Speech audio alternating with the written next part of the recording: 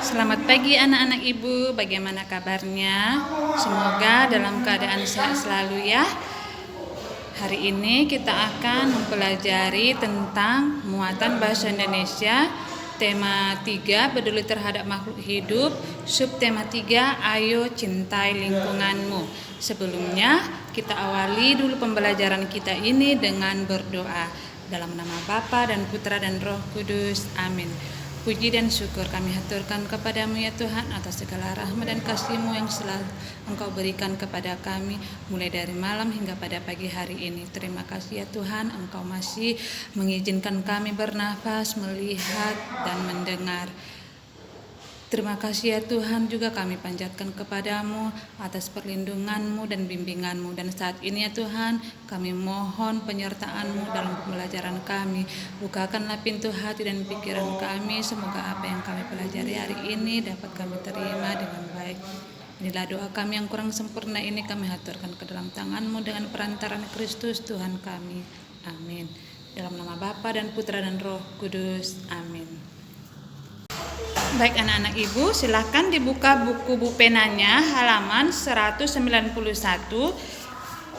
mengenai daftar pertanyaan dan laporan wawancara muatan bahasa Indonesia ya. Sebelumnya kita menyusun daftar pertanyaan dulu sebelum kita melakukan wawancara kepada narasumber. Daftar pertanyaan yang akan kita tanyakan sebaiknya kita urutkan dari hal yang umum ke hal yang khusus supaya bisa kita memahami setiap pertanyaan yang akan kita ajukan kepada narasumber. Gunakan kata tanya yang sesuai dengan hal yang ingin kita tanyakan. Berikut contoh daftar pertanyaan wawancara yang bisa kita siapkan. Yaitu lihat ya buku penamu ya. Tentukan topik. Topiknya yaitu budidaya kerang mutiara. Narasumbernya yaitu peternak kerang mutiara ya. Daftar pertanyaan yang harus kita siapkan dulu untuk kita ajukan kepada narasumber. Pertama, sudah berapa lama Bapak membudidayakan kerang mutiara? Kedua, apa saja yang perlu diperhatikan saat melakukan budidaya kerang mutiara? Ketiga, bagaimana proses untuk memanen kerang mutiara? Jadi tersusun mulai dari hal yang umum ke hal yang khusus ya. Nah, setelah kamu membuat daftar pertanyaan, baru kamu bisa ajukan pertanyaan kepada narasumber secara berurutan ya. Dimulai dari tahap pembukaan, inti, dan penutup. Tahap pertama atau tahap pembukaan ya, pewawancara memperkenalkan diri. Kita memperkenalkan diri dulu ya. Contohnya seperti ini. Nama saya Etrinawati. Nah, baru tahap inti, pewawancara mengajukan pertanyaan sesuai dengan daftar pertanyaan yang telah disiapkan. Nah, kita susun dulu pertanyaan-pertanyaan yang akan kita ajukan ya kepada narasumber kita ya. Ketiga, tahap penutup.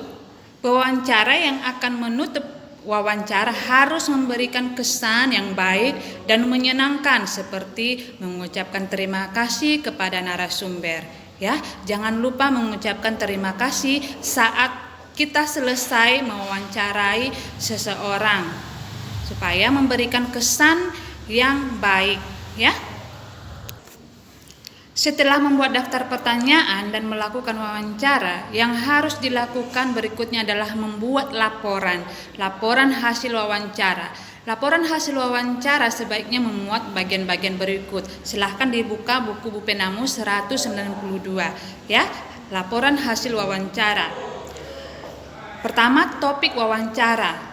Topik wawancara ditulis agar pembaca mengetahui pokok pembicaraan yang dilakukan selama wawancara dan juga sebagai batasan agar laporan disajikan nantinya tidak keluar dari topik ya, seperti topiknya tadi budidaya kerang mutiara. Jangan lari dari topik yang sudah ditentukan. Misalnya yang dibahas adalah kerang mutiara, yang ditanyakan mengenai bunga-bunga, kan lari dari topik. Jadi anak-anak ibu, sesuai pertanyaan itu harus sesuai dengan topik wawancara yang sudah kita tentukan. Kedua, narasumber. Narasumber ditulis agar pembaca mengetahui siapa yang memberikan informasi terkait topik wawancara. Contohnya, orang yang dapat dijadikan narasumber untuk kegiatan kerja bakti tersebut antara lain yaitu Ketua RW, Ketua RT, petugas dinas kebersihan, atau beberapa tokoh masyarakat, ya. Narasumber itu harus kita tentukan juga, ya, yang bisa mendukung dari topik yang kita tentukan. Jangan kalau misalnya kita mau membahas tentang menentukan topik tentang budidaya kerang mutiara, yang kita wawancarai itu, yang kita pilih narasumbernya itu petani, kan lari dari topik yang akan kita bahas, ya. Kita harus sesuaikan, ya. Narasumber ditulis agar pembaca mengetahui siapa yang memberikan informasi terkait topik wawancara kita. Ketiga, pewawancara. Pewawancara ditulis agar pembaca mengetahui siapa yang melakukan kegiatan wawancara terhadap narasumber, ya. Kita tuliskan nama kita, nama saya contohnya, ya, nama saya Itirnawati. Jadi kita harus menuliskan pewawancara. Pewawancara ditulis agar pembaca mengetahui siapa yang melakukan kegiatan wawancara terhadap narasumber, ya, supaya tersusun dengan sistematis. Keempat, waktu dan tempat. Waktu dan tempat ditulis agar pembaca mengetahui kapan dan di mana kegiatan wawancara dilakukan, ya. Kita harus menentukan, misalnya hari ini kita akan mewawancarai peternak, ya. Kita akan mewawancarai peternak, maka kita harus menentukan waktunya, tempatnya, ya. Contohnya kegiatan kerja bakti dilakukan pada hari Minggu 17 Juli 2019, ya. Dilakukan pada hari Minggu. Nah, ada harinya, ada tanggalnya, ya. Waktu dan tempat lengkap pada saat kita mewawancarai. Kelima, hasil wawancara. Hasil wawancara ditulis agar pembaca mengetahui isi pembicaraan yang dilakukan dengan narasumber selama kegiatan wawancara. Hasil wawancara lebih baik ditulis dengan kosakata baku dan kalimat efektif agar pembaca mudah memahami isi laporan, ya. Gunakan bahasa baku saat kita menulis hasil wawancara kita, ya. Keenam, kesimpulan. Jangan lupa dengan kesimpulan. Di saat kita sudah menentukan topik wawancara, menulis siapa narasumbernya, pewawancaranya, menentukan waktu dan tempat, hasil wawancaranya, dan kita menyimpulkan dari hasil yang kita wawancarai itu. Jangan lupa dengan kesimpulan, ya. Nah, silahkan buka buku Bu Penamu halaman 200, ya, anak-anak ibu. Pada pembelajaran pertama, kalian telah mempelajari dan membuat laporan wawancara secara berkelompok. Karena kita dalam situasi daring, kita tidak melakukan wawancara secara berkelompok, ya. Kemarin kita melakukannya secara sendiri-sendiri, ya. Jadi, boleh hasil wawancara yang anak-anak ibu praktekkan kemarin bisa dibuat laporan wawancaranya dari situ saja pun bisa, ya sayang, ya. Nah, kita anak-anak ibu tentukan dulu latar belakangnya, ya. Tentukan latar belakangnya, tujuan, hasil wawancara, ya, dan kesimpulan. Nah, susunan membuat laporan hasil wawancaranya bisa kamu lihat, ya, di buku Bu Pena kamu halaman 200. Baik, kita lanjut lagi, ya. Silakan dibuka buku Bu Penamu halaman 205. Kesimpulan hasil wawancara. Seperti Ibu bilang tadi, setelah kita mewawancarai, maka kita membuat kesimpulannya. Kesimpulan hasil wawancara merupakan keseluruhan isi wawancara yang telah kamu lakukan, ya. Kesimpulan ditulis dalam bentuk paragraf secara singkat dan jelas. Langkah-langkah menulis kesimpulan hasil wawancara adalah sebagai berikut. Perhatikan bukumu, ya sayang, ya. Pertama, tulis jawaban secara jelas dan rinci sesuai pertanyaan. Kedua, baca dan pahami kembali jawaban narasumber. Ketiga, lakukan pengelompokan jawaban yang mengandung inti topik wawancara. Keempat, tentukan ide pokok yang mengandung topik wawancara. Kelima, tentukan kalimat utama yang menjadi inti pembahasan wawancara. Kalimat utama seperti kemarin kita sudah mempelajari kalimat utama ya, yaitu gagasan pokok, dan kalimat penjelas yaitu gagasan pendukung. Kita menentukannya dulu ya. Kita menentukan gagasan pokoknya atau kalimat utamanya dan kalimat penjelasnya. Dalam paragraf itu harus jelas kalimat utama dan kalimat penjelasnya ya. Supaya paragraf yang kita buat itu tidak rancun ya.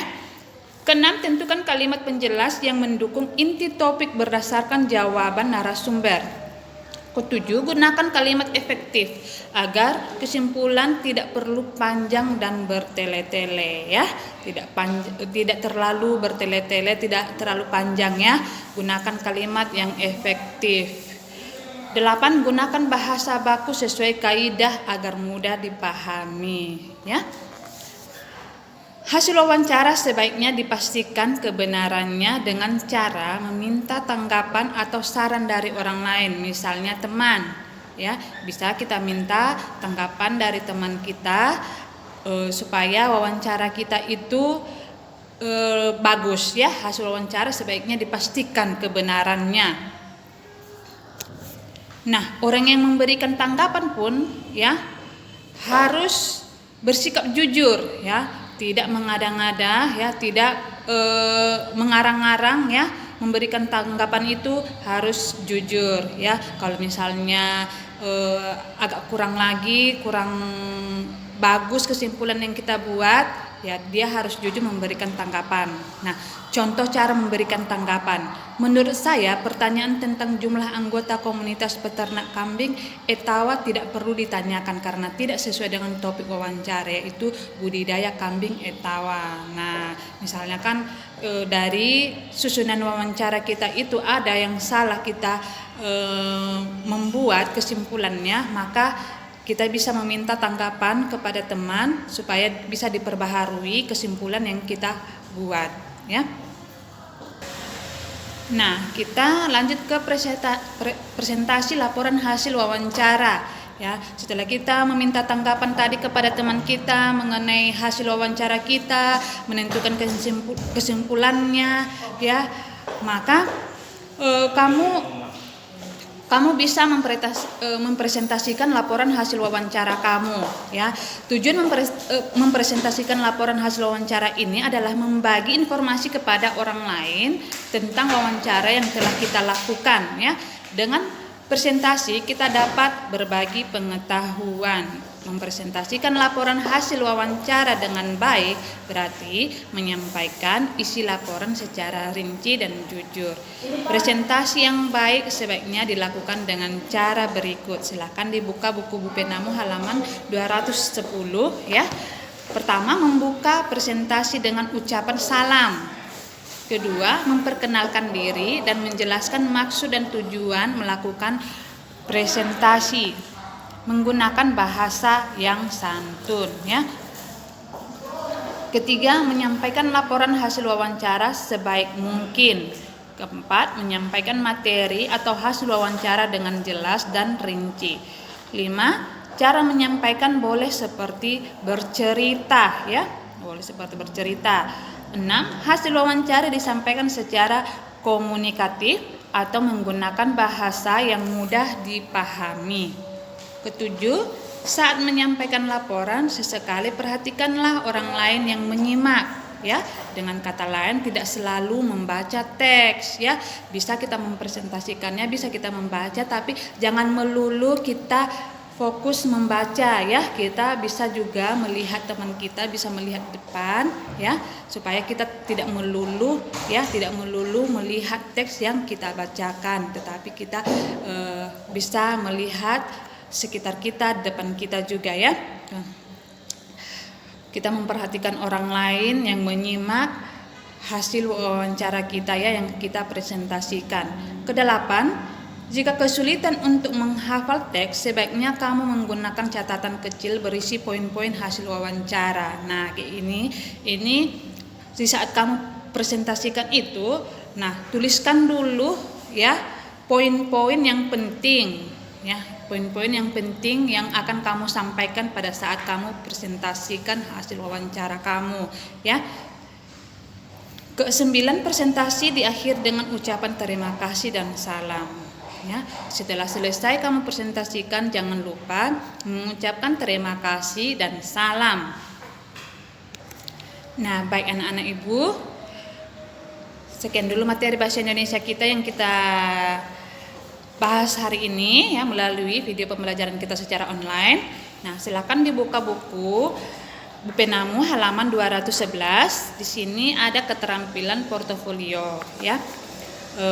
Anak-anak Ibu bisa menggunakan ya wawancara yang kemarin kamu lakukan ya pada kegiatan sebelumnya ya, dan tentukan bagian-bagian penting dari laporanmu ya. Kamu buatlah laporanmu dari hasil wawancaramu yang kamu lakukan pada kegiatan sebelumnya yang sudah Ibu tugaskan kemarin. Nah, baru presentasikan laporan wawancaramu sesuai dengan pendalaman materi yang telah kamu pelajari hari ini ya.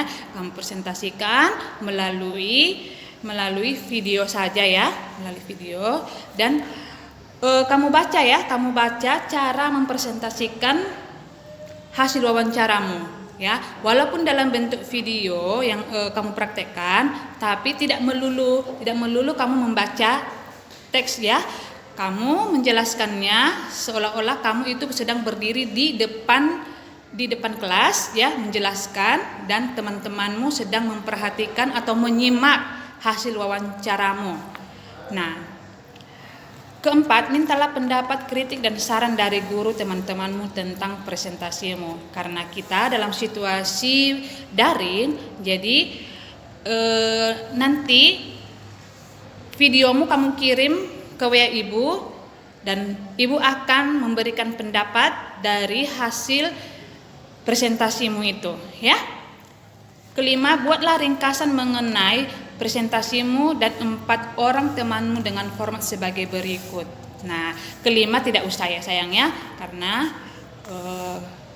ini agak susah karena ini membutuhkan 4 orang temanmu dengan format sebagai berikut ya. Jadi karena kita dalam situasi belajarnya secara online, maka yang perlu anak-anak Ibu susun dari nomor 1 sampai 4 saja ya. Dari nomor 1 sampai 4 saja. Nomor 5-nya tidak usah ya, tidak usah. Nah, baik anak-anak Ibu, sekian dulu pembelajaran kita hari ini tentang muatan bahasa Indonesia. Kita cukupkan dan kita akhiri dengan berdoa. Dalam nama Bapa dan Putra dan Roh Kudus. Amin. Salam Maria, penuh rahmat Tuhan sertamu, terpujilah engkau di antara wanita dan terpujilah buah tubuhmu Yesus. Santa Maria Bunda Allah, doakanlah kami yang berdosa ini sekarang dan waktu kami mati. Amin.